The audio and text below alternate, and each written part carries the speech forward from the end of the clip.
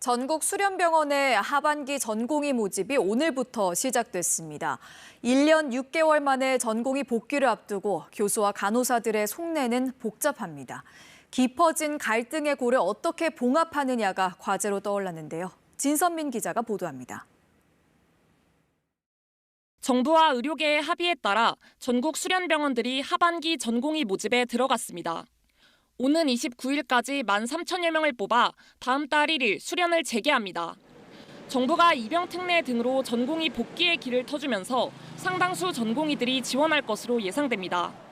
벌써부터 의료 현장에선 진통이 감지되고 있습니다. 전국 병원의 PA 간호사는 18,000여 명. 그동안 전공의 업무를 대신해온 PA 간호사들과 복귀 전공의들의 업무 배분이 아직 안개 속입니다. 아무도 지금 정리된 게 없어요.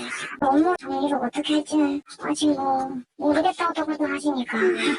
저는 깜짝 놀랐어요. 이 정도로 할 수가 있구나. 특히 내과 계신 분은 거의 2년 차 정도의. 병원 입장에선 전공의들이 복귀하면 인건비 부담도 늘게 됩니다. QA까지 충원을 했는데 인건비가 또 나가잖아요. 운영자의 입장으로서 일부 푸념을 하는 거지. 그렇다고 제자들 안 받을 수 있나요? 의정 갈등 1년 6개월. 제자이자 후배인 전공의들로부터 손가락질을 당하면서 마음의 상처도 컸습니다. 서울의 한 대학병원에선 투쟁을 주도한 특정 전공의 복귀를 반대하는 기류까지 포착되고 있습니다.